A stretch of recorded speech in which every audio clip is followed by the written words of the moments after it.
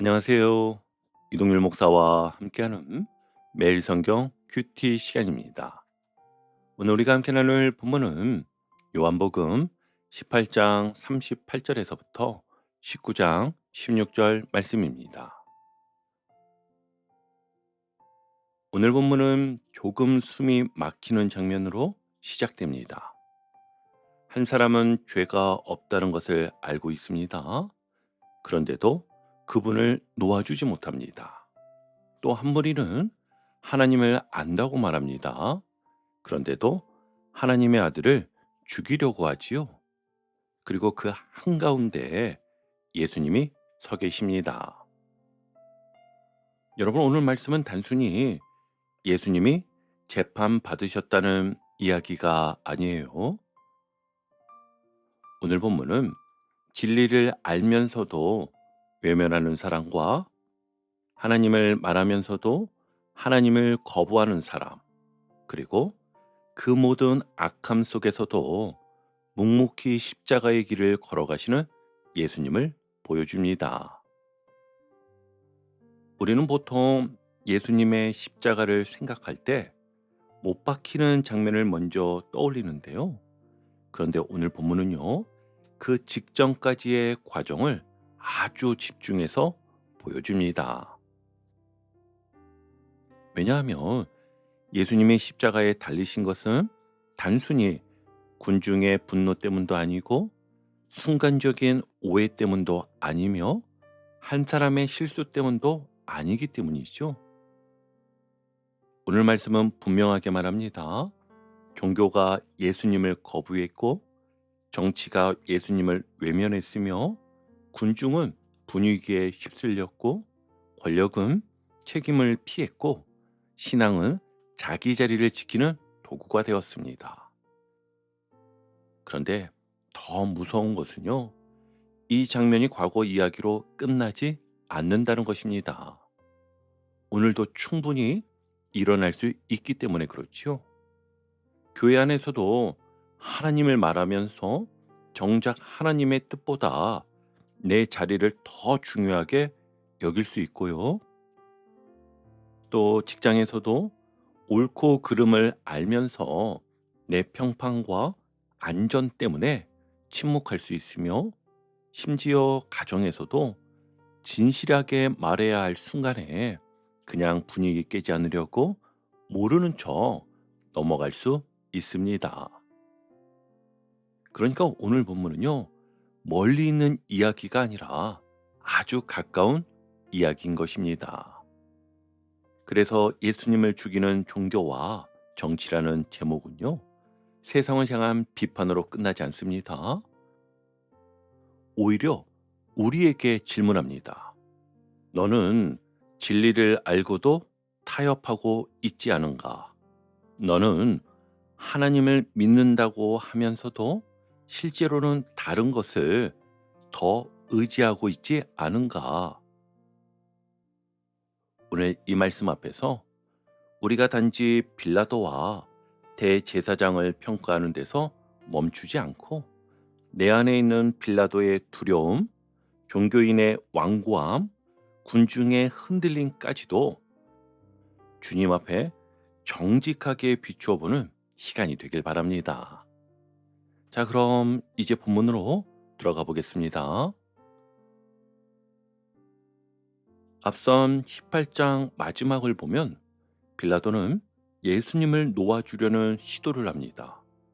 6월절이면 죄수 한 사람을 놓아주는 전례를 이용해서 예수님을 풀어주려 한 것이죠.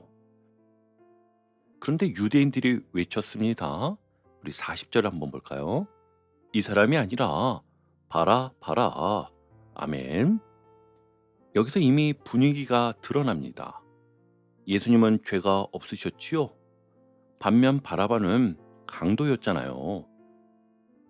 다른 복음서를 보면 그는 단순한 좀도둑 정도가 아니라 폭력과 반란 그리고 살인까지 저지른 인물이었습니다. 그런데 사람들은 죄 없는 예수님이 아니라 죄가 분명한 바라바를 선택합니다. 이건 단순한 선택이 아니었어요. 이것은 사람들이 어떤 메시아를 원하는지를 보여주는 단적인 대목이었습니다. 예수님처럼 진리로 다스리고 사랑으로 구원하시는 왕은 싫고, 바라바처럼 내 분노를 대신 풀어주고 내 편이 되어서 싸워줄 사람은 좋다는 것입니다. 쉽게 말하면 이런 거였어요. 사람들은 나를 회개하게 만드는 구원자는 원하지 않고, 내 감정을 시원하게 풀어주는 대리인은 원할 때가 많습니다. 오늘도 비슷합니다. 우리는 내 죄를 드러내는 말씀보다 내 마음을 대신 말해주는 이야기를 더 좋아할 때가 많습니다. 진짜 구원보다 내 편이 되어줄 대상을 찾는 것이지요. 바로 그 분위기 속에서 19장 1절이 시작이 됩니다. 이에 빌라도가 예수를 데려다가 채찍질 하더라. 아멘. 여러분, 여기서 잠깐 멈춰야 합니다. 이건 굉장히 이상한 장면입니다. 빌라도는 앞에서 이미 예수님에게서 죄를 찾지 못했다고 말했습니다. 그런데 죄가 없다고 선포하고는 왜 채찍질하는 거지요?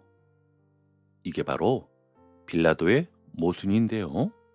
그는 예수님을 죽이고 싶지 않았습니다.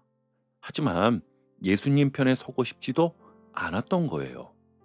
진리를 인정할 만큼의 양심은 남아있는데 그 진리를 위해 손해볼 용기는 없었던 것입니다. 그래서 선택한 것이 무엇입니까? 정의가 아니라 타협이었습니다. 결단이 아니라 중간 지대였고, 진리를 따르는 결단이 아니라 상황을 적당히 수습하려는 계산이었습니다. 아마 빌라도의 생각은 이랬을 겁니다. 이 정도로 때리면 됐겠지? 피투성이가 된 모습을 보여주면 군중도 만족하겠지. 죽이지 않고도 분노를 가라앉힐 수 있겠지. 이렇게 계산한 것이죠. 그래서 예수님은 채찍질을 당하십니다. 그런데 이 채찍질이라는 것이 단순한 체벌이 아닙니다. 로마의 채찍질은 거의 사람을 죽기 직전까지 몰아가는 고문에 가까웠습니다. 채찍 끝에는 살을 찢는 도구가 달려 있었고, 한 번 맞을 때마다 피가 튀고 살점이 떨어져 나갔다고 하지요. 그러니까 지금 예수님은 그냥 몇 대 맞으신 것이 아닙니다. 온몸이 찢기는 고통 속에 들어가신 것입니다. 그런데 여기서 끝나지 않습니다. 2절과 3절을 한번 보시면, 군인들이 가시나무로 관을 엮어 그의 머리에 씌우고 자색 옷을 입히고 앞에 가서 이르되 유대인의 왕이요 평안할지어다 하며 손으로 때리더라. 아멘. 여러분, 이건 단순한 폭행이 아니었어요. 왕을 흉내내게 하면서 조롱하는 장면입니다. 가시나무 관은 왕관의 모양을 흉내냈지만 실제로는 머리를 찌르는 고통의 도구였고, 자색 옷은요 단순한 색깔의 옷이 아니었습니다. 당시에는요 이 자색은 아무나 입을 수 있는 색이 아니라 아주 값비싼 염료로 만들어진 권력과 왕권의 상징이었습니다. 그래서 이 색은 황제나 높은 권력자만 입을 수 있는 특별한 색이었는데요. 군인들이 이 자색 옷이 어디서 생겼는지는 정확히 알 수는 없지만 예상되기는 총독 관정 안에 있던 오래된 옷이나 군인들의 자색 망토를 가지고 예수님께 입히며 네가 왕이냐 그렇게 비웃고 조롱한 것입니다. 그리고 유대인의 왕이요 평안할지어다라고 말하는 것도 축복이 아니라 완전한 조롱입니다. 예수님은 지금 몸의 고통만 당하신 것이 아니라 철저한 수치와 모욕도 함께 당하고 계십니다. 그런데 요한은 이 장면을 통해 아주 깊은 역설을 보여줍니다. 사람들은 예수님을 왕이라고 조롱하는데 사실 예수님은 정말 왕이십니다. 사람들은 네가 왕이냐 하고 비웃지만 정작 그 장면 속에서 오히려 진짜 왕이 드러나고 있는 것입니다.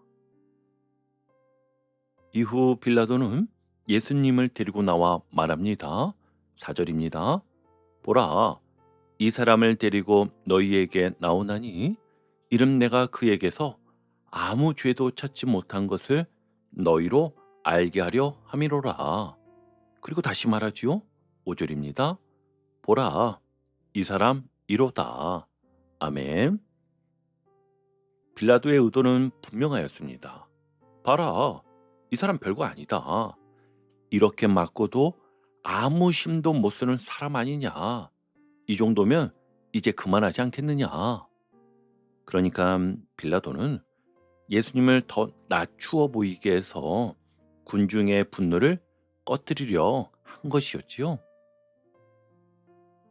그런데 여기서 요한복음은 그 말 속에 더 깊은 의미를 담아냅니다. 보라, 이 사람 이로다. 아멘. 이 말은 단지 상처 입은 한 인간을 가리키는 말이 아닙니다. 오히려 죄로 무너진 인간 대신 참된 인간으로 서 계신 예수님, 그 모습이 드러나는 선언이 됩니다. 첫 아담이 무너뜨린 인간의 자리에 이제 마지막 아담이신 예수님이 피 흘리며 서 계신 것입니다. 참된 인간, 하나님 앞에 온전히 순종하는 인간, 죄인들을 대신하는 인간으로 예수님이 서 계십니다. 그러니까 이 장면은요, 겉으로는 가장 수치스러운 장면인데 실제로는 예수님의 정체가 가장 선명하게 드러나는 장면 중 하나인 것이죠. 그리고 동시에 빌라도의 정체도 아주 선명하게 드러납니다. 그는 예수님의 무죄를 압니다. 심지어 그는 3번이나 확인하였지요. 그런데도 끝까지 진리 편에 서지를 못합니다. 왜입니까? 두려움 때문이었어요. 자기 자리, 자기 평판, 자기 정치적 미래, 그것들을 진리보다 더 크게 보았기 때문입니다. 그래서 오늘 본문은 분명히 말합니다. 진리를 모르는 것이 문제의 전부가 아니다. 진리를 알고도 선택하지 않는 것이 더 큰 문제다. 여러분, 이는 매우 현실적입니다. 사실 우리는 무엇이 옳은지 몰라서 실패하는 경우보다 무엇이 옳은지 알면서도 그 길이 불편하고 손해일 것 같아서 피하는 경우가 더 많지요. 예를 들면 회사에서는 이건 아닌데 하면서도 침묵할 때가 있습니다. 왜냐하면 괜히 말하면 내 자리가 불편해질 것 같기 때문입니다. 교회 안에서도요, 분명히 바로잡아야 할 일이 보이는데 말하면 관계가 틀어질까봐 지나갑니다. 심지어 가정에서도요, 아이를 위해 바른 기준을 세워야 하는데 당장 울고 힘들어할까봐 그냥 넘어가곤 하지요.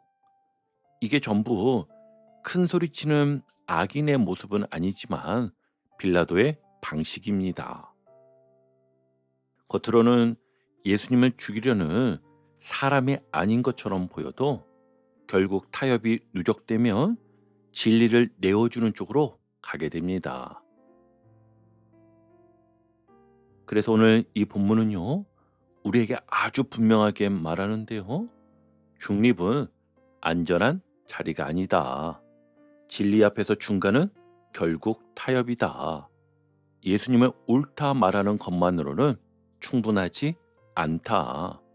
예수님 편에서는 결단이 필요하다.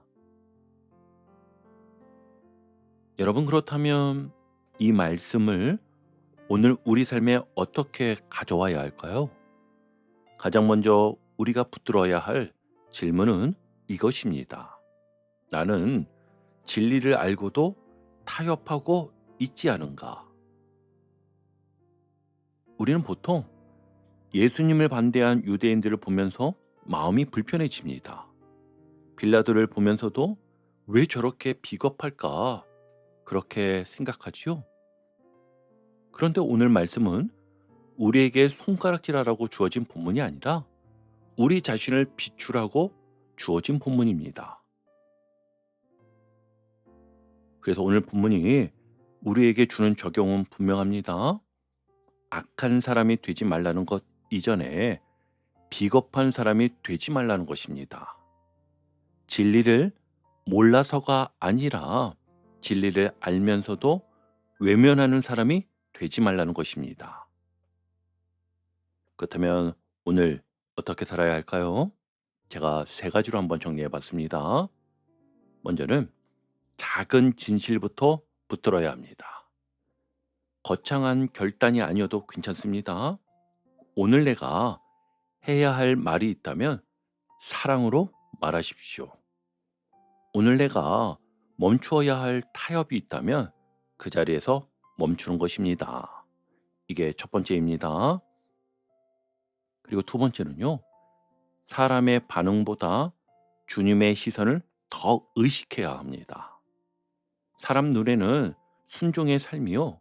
왜 그렇게까지 해? 적당히 넘어가면 되지. 이렇게 보일 수 있습니다.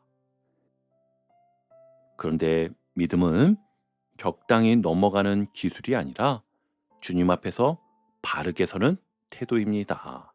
우리 다시 한번요. 잘 들어보세요. 믿음은요. 적당히 넘어가는 기술이 아니라 주님 앞에서 바르게 서는 태도인 것입니다.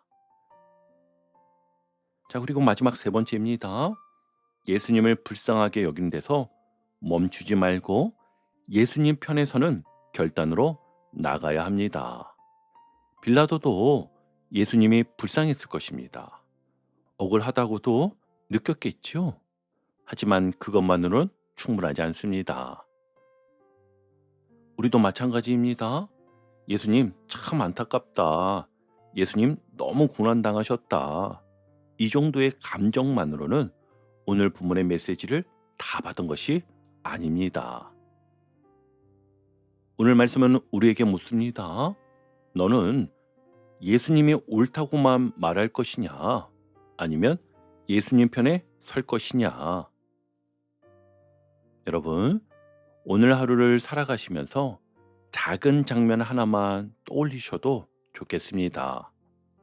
피 흘리시고 조롱당하시고 가시관을 쓰신 예수님이 조용히 서 계십니다. 그리고 빌라도는 말합니다. 보라, 이 사람이로다. 그 장면 앞에서 오늘 우리도 다시 물어야 합니다. 주님, 저는 예수님을 보면서도 여전히 타협하고 있지 않습니까? 오늘 이렇게 기도하시면 좋겠습니다. 주님, 제가 진리를 알면서도 눈치 보며 물러서는 사람이 되지 않게 하소서. 회사에서도 교회에서도 가정에서도 적당히 넘어가는 사람보다 주님 앞에 바르게 서는 사람이 되게 하소서. 예수님이 오르시다는 말만 하는 사람이 아니라 예수님 편에 서는 사람이 되게 하소서. 아멘.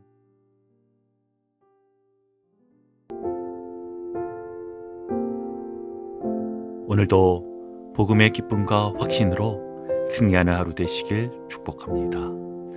함께 해주셔서 감사합니다. 내일 큐티 시간에 다시 뵙겠습니다.